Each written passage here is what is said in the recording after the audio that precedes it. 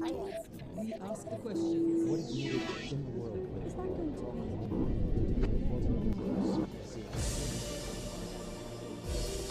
The oil and gas producing countries in the Gulf are facing problems. They've got to keep their income and expenses in balance. Because of a 50% fall in the oil price over the last year and no change in sight, they need to do something, and they need to do it soon. If they don't, countries like Saudi Arabia could run out of monetary buffers in just 5 years. That's according to the International Monetary Fund in a new report. The head of the fund, Christine Lagarde, travelled last week to the Gulf countries to deliver this message in person, meeting both leaders and the younger generation here in order to raise awareness and to offer solutions. One of them involves the imposition of what might have been difficult to imagine just a few months ago: taxes. When you're running out of money, you don't have many options. You need to cut expenses or look for other income, or both. But aside from the issue of oil prices, there are many other critical issues facing the global economy, and therefore the International Monetary Fund itself. The refugee crisis, the continuing financial problems in Greece, will the IMF support a third bailout, and the rising power of China? What about her own job? Will she stay on, or will she, as many speculate, run for president of France? We'll get to all of this as Christine Lagarde, the head of the International Monetary Fund, talks to Al Jazeera. Madame Lagarde, thank you very much indeed for talking to us. Pleasure. At Al Jazeera. You're here in the Gulf and you've come with a message, quite a stiff message for the GCC. You've warned ministers of a new fiscal reality. Can you tell us what that is? My message was, this is not an alarm, but it's an alert bell that we are ringing. The price of oil has sharply declined in the last 12 months. And we do not see, based on the future, in the market of the futures, based on the sort of basic analysis of supply and demand, we do not see a significant improvement in the near term. So as a result of that new reality, we believe that finance ministers and authorities should actually take steps in the spending side of their budget, in the revenue side of their budget. And they should also welcome private sector operators in order to create growth from alternative sources. And among your recommendations has been the imposition of a value-added tax, not just on individual countries, but across the GCC region. How has this been received? The introduction in the GCC countries of a VAT at a small percentage point was actually discussed by the ministers themselves back in May. And we certainly put a bit of research and analysis into it, and we believe that it's a good opportunity to put in place on a regional basis a small VAT in order to rebalance the sources of revenue. When you have much lower revenue coming out of oil and gas, you need to find alternative sources. Sure, and VAT is a good one. They've got to balance their books, and I think that is a realisation that is now being realised, that is now manifesting itself across the region. But I'm particularly interested in your message regarding Saudi Arabia, where you have said that within the space of 5 years, reserves could be gone through, they could be depleted. This sounds like an urgent situation, not just an alert. This sounds like an alarm bell ringing.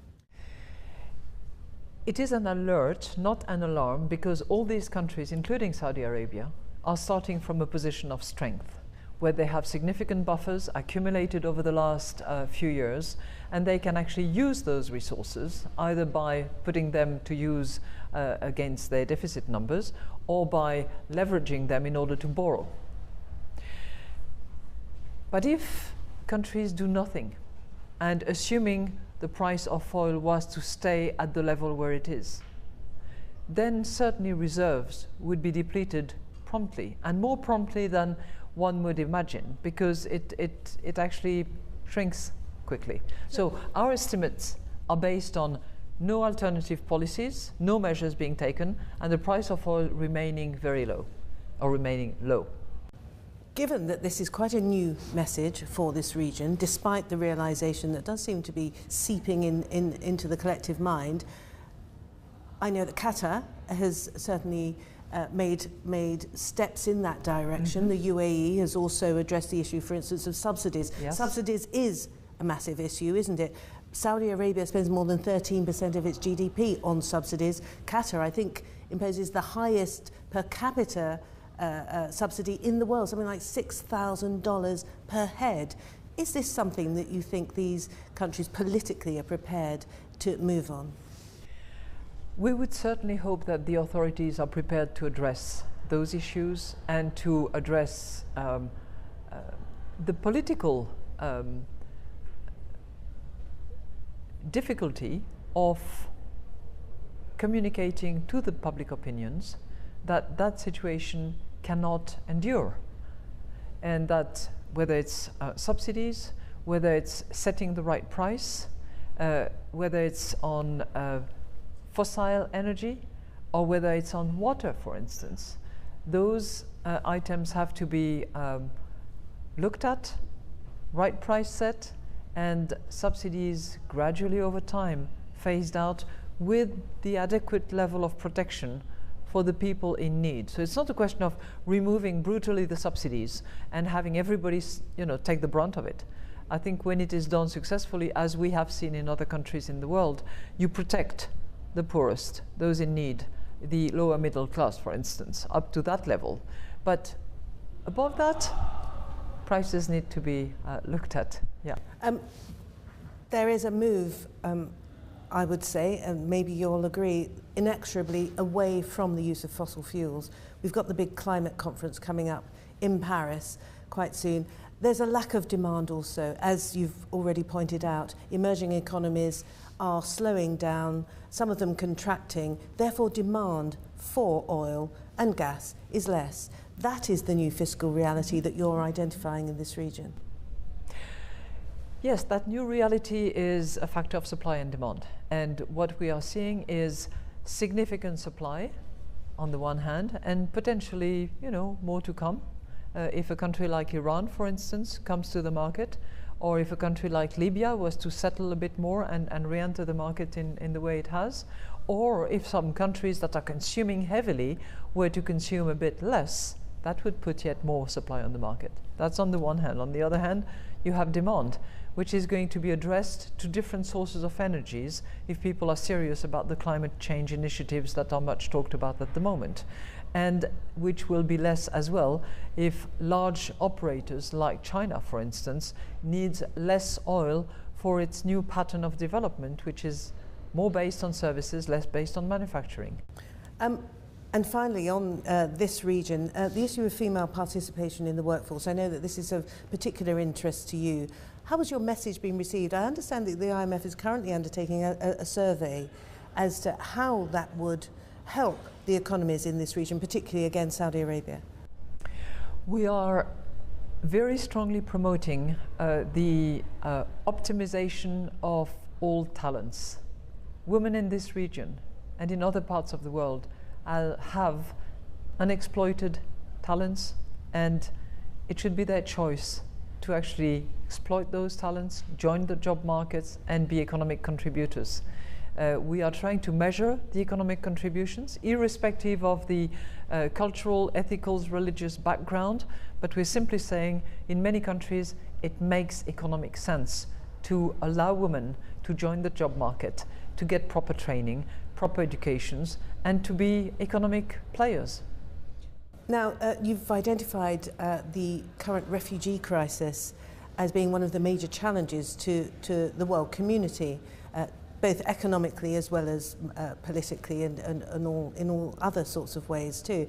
What about this region? Because I understand that there is a bid for some soft loans, if you like, to help some of the countries most affected to cope with this influx of people, the countries like Jordan, Lebanon, and so on. Is this the way forward? Is this the best way, do you think, of helping, the IMF helping manage this side of the crisis, obviously not dealing with the European side of it?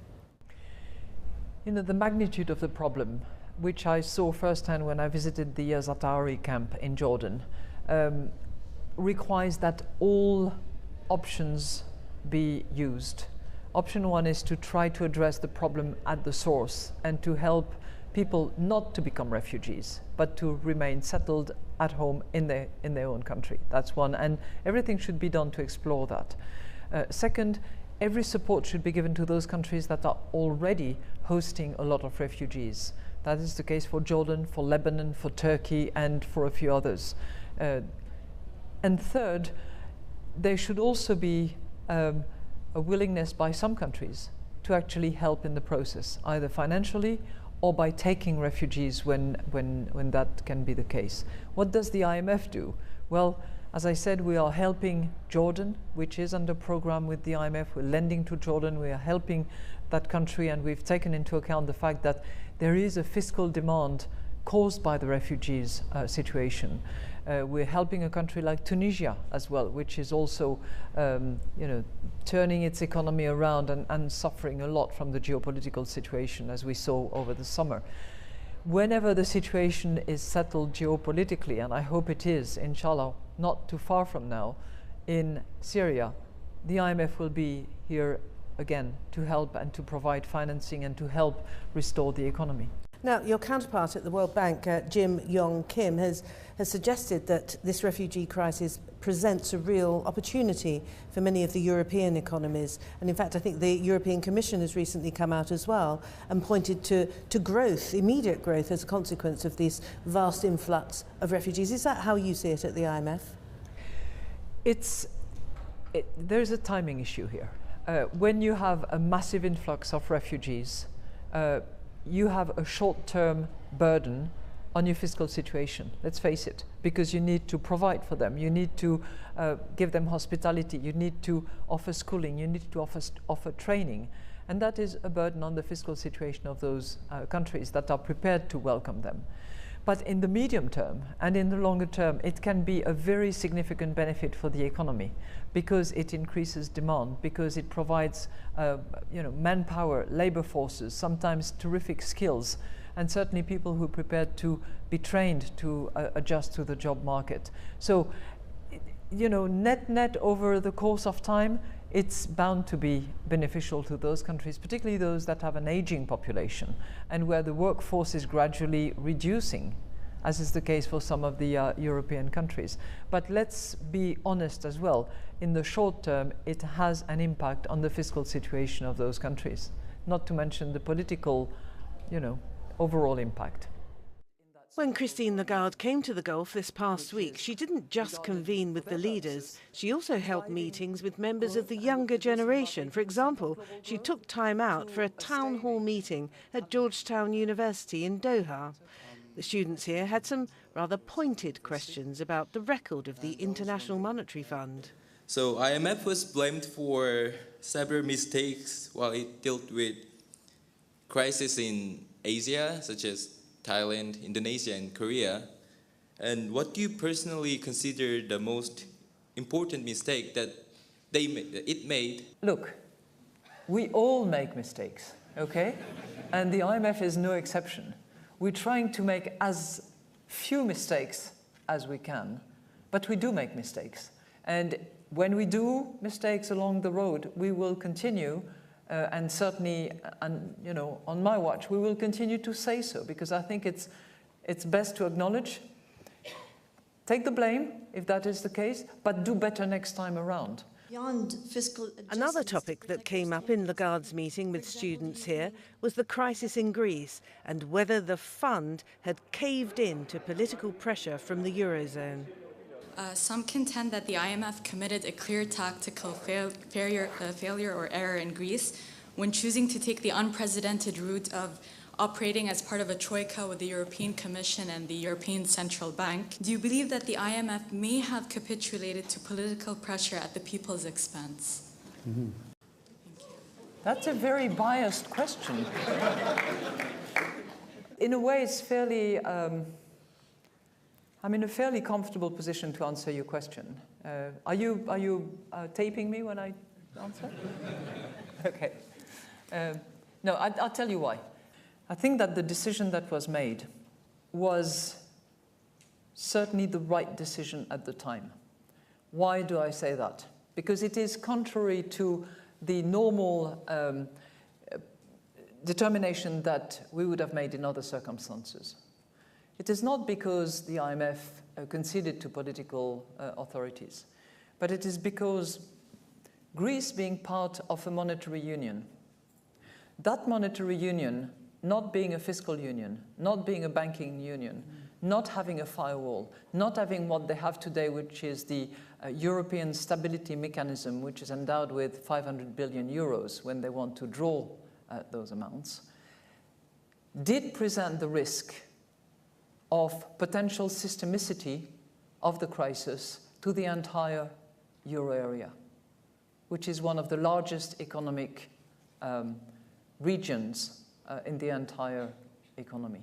Will the IMF agree to be part of this third bailout that is currently under consideration by the Eurozone partners? You know, we have said earlier in the year that the IMF would consider entering into a third program with Greece, provided that that program walked on two legs. Leg number one was a number of reforms that need to be adopted and implemented by the Greek authorities that will improve the economy. And I'm talking here about a significant pension reform. I'm talking about bank recapitalization. I'm talking about improvement of the governance. I'm talking about various laws that will restructure the Greek economy to help Greece regain its sovereignty over its economic destiny. The second leg is a debt operation that will reduce the debt burden and will make the Greek debt sustainable for that country. The Germans are very anti we need to see both, aren't they? The Germans are very anti a haircut. Where are we now? Where are you in your deliberations? There is progress underway, not sufficient, as I understand, for the European authorities to release that tranche of funding that is expected shortly. I know that there is progress done by the Greek authorities. We will look at the reality as it is, not as we would like it or as some would like to see it, in order to determine whether the two legs are there. Christine Lagarde is often referred to as one of the most powerful women in the world, and she's frequently seen as a strong candidate were she to run for President of France. The presidential election there is coming up in April 2017, which means she'd need to make up her mind next year, which is also when her first term at the IMF runs out. Next year is quite a big year for you personally. It's when your first term expires in July, and also there's the small matter of the primaries in the French presidential election starting in November. What are you going to do? So many people are suggesting that you, being the most popular female politician in France, should be putting your hat in the ring for the French presidency. Well, my hat is solidly anchored on my head for the moment, and I'm not putting it in any ring at all. And I'm, you know, I think way too attached to the institution of the International Monetary Fund to actually take my mind off that institution and so you're going for a second term and its horizon. You know what? I'll decide when I have to decide. It's a bit early for the moment, but it's the board and the membership that will decide ultimately how it should be done. But I'm certainly open to the idea. It's been suggested that in Lima you presented what would be your second term agenda. So you are going to stay in Washington. You know, there's an interesting, that takes us to China actually. There's an interesting article in the bylaws of the IMF that says that the head office of the IMF should be in the country that is the largest economy. So it is in Washington, which yes. Brings us to the question then of reform of the IMF. There have been 5 of the last 11 heads, managing directors of the IMF have been French. Perhaps you have a moral imperative not to stand again and give it to a Chinese, a Mexican.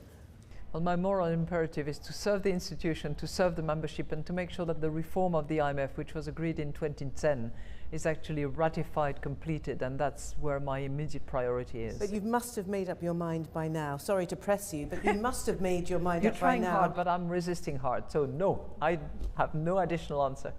What about reform of the IMF? Because, of course, it is seen very much as a rich man's club and woman's club, which has, as the Greek fiasco has shown to many, that it's more interested in bailing out the excesses, the profligacy of the rich world, rather than sorting out the problems of those most in need.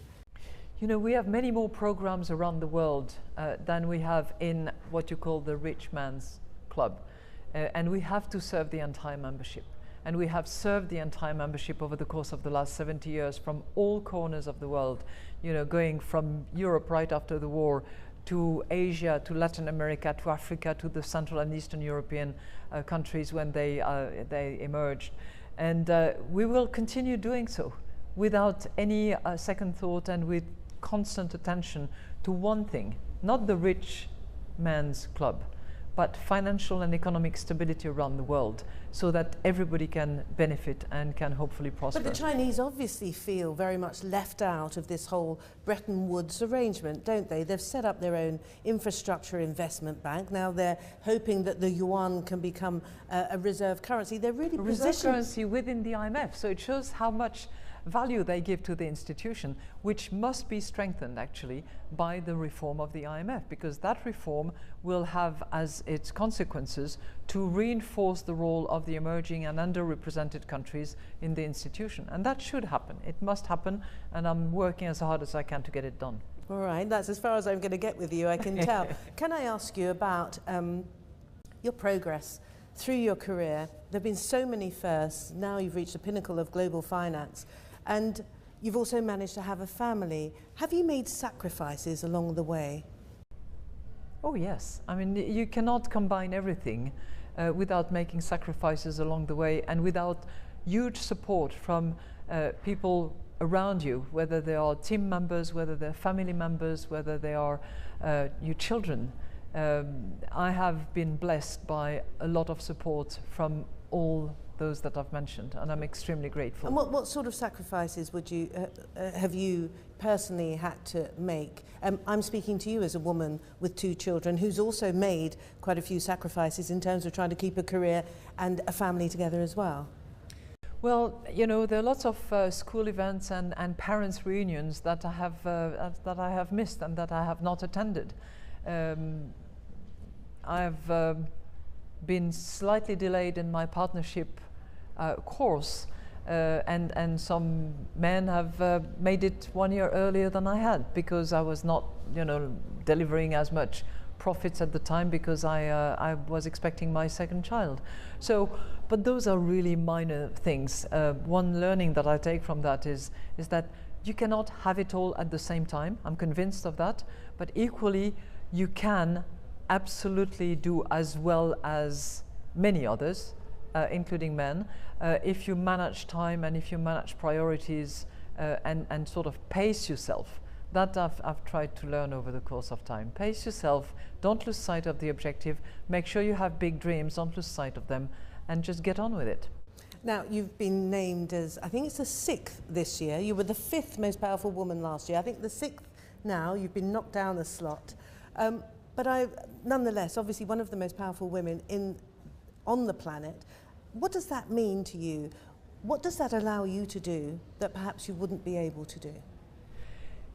It probably reinforces something which gives me immense satisfaction and pride, which is to inspire young women.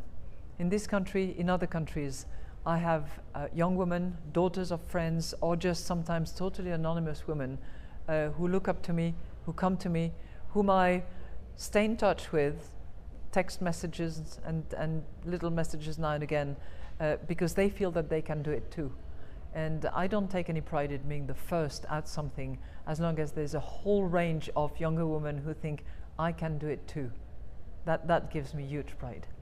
And finally, can I ask you about whether you have, and what it is, and it is your guilty pleasure. If you tell me yours, I'll tell you. Eating lots of chocolates. Chocolate, is it? Belgian chocolate. Any chocolate, as long as it's milk chocolate. But it doesn't show on your figure. Thank you very much indeed, Madame Lagarde. Thank you very much indeed for talking to us. Thank you.